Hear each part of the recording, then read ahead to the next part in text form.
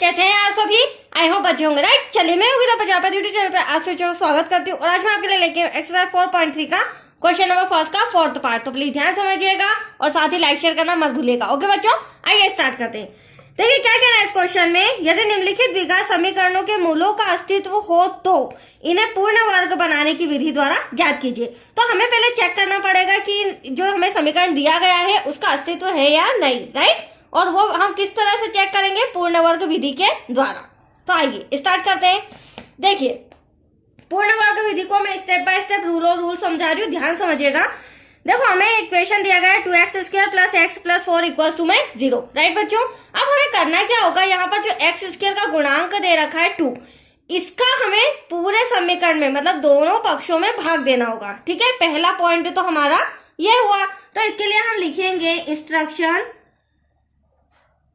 समीकरण के दोनों पक्षों में 2 का भाग देने पर, हाँ, x² का गुणांक 2 की जगह हो सकता है 3 भी हो सकता है, 5 भी हो सकता है, कोई भी डिजिट होता। तो जो भी डिजिट होता उसका हम भाग दे देते, क्योंकि एटलीस्ट हमें यहाँ पे से 2 को हटाना है। अब देखिए भाग किस तरह से देंगे, 2x² डिवाइड में 2 प्लस, यहाँ x का गुणांक कुछ नहीं तो हम 1 मान लेते हैं, 1 के अपॉन में 2 ले लेंगे तो बात एक ही हुई, प्लस 4 के अपॉन में 2 इक्वल्स टू 0 के अपॉन में भी 2 आ जाएगा। ये हो गया दोनों पक्षों में डिवाइड। अब देखिए डिवाइड किस तरह से, यहाँ पर 2 से 2 कैंसिल हो सकता है बच्चों। यहाँ पर बचा हमारा x² प्लस का साइन, यहाँ पर तो कुछ कैंसिल नहीं हो सकता है, 1/2 यहाँ कैंसिल हो जाएगा, 2 1 2 2 4, तो ये बचा 2 इक्वल टू में यहाँ बचेगा ओनली ऑन 0। तो यहाँ तक कोई डाउट? ये हो गया फर्स्ट स्टेप।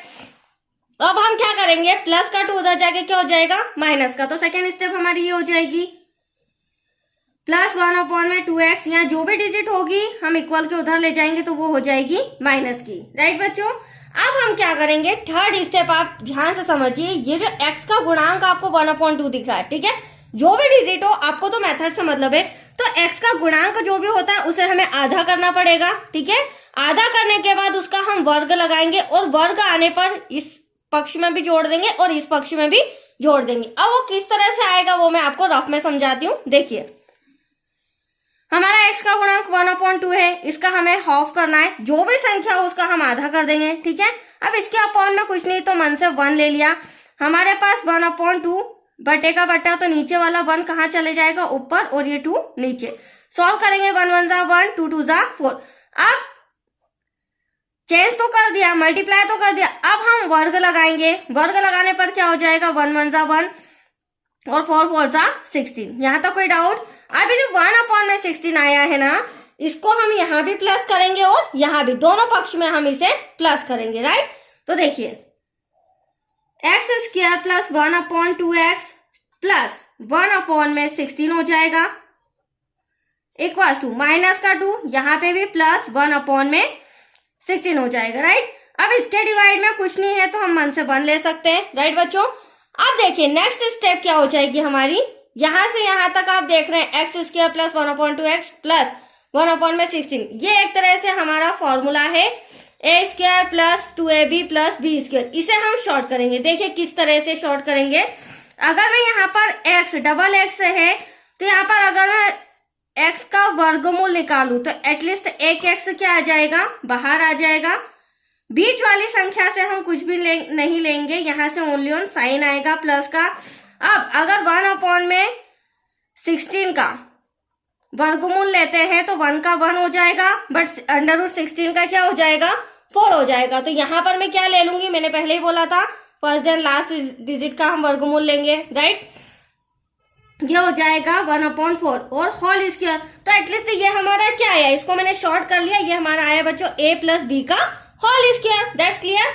चलिए अब इसे सॉल्व करते हैं। तो ध्यान से देखिएगा, सॉल्व करने पर 16 2 जा 32 आ जाएगा, बट माइनस का आएगा, 1 1 जा 1 प्लस का, देन 16 1 जा 16। इसे और सॉल्व करेंगे हम, x प्लस 1/4 होल स्क्वायर। 31 में से 1 गया बचा, 32 में से 1 गया बचा 31, बड़ी संख्या माइनस की है, डिवाइड में हो जाएगा हमारा 16।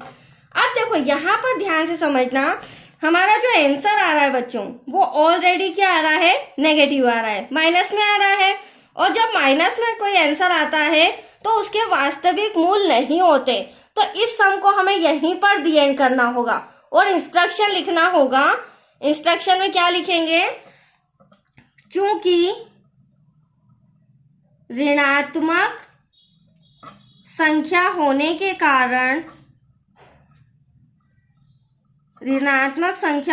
के कारण इसके वास्तविक मूल नहीं होंगे। और जब इसके वास्तविक मूल ही नहीं होंगे तो यह समीकरण हम यहाँ कह सकते हैं, अतः दिए गए समीकरण में मूलों का अस्तित्व नहीं है, क्योंकि हमसे स्टार्टिंग में यह क्वेश्चन किया गया था। तो यहाँ पर हम लास्ट में एक लाइन और लिख देंगे, अतः। इसी तरह आपको भी लिखना है, क्योंकि एटलीस्ट हमारा जो आंसर आ रहा है ना बच्चों, माइनस का आ रहा है, ऋणात्मक आ रहा है, इसलिए इसका अस्तित्व नहीं है।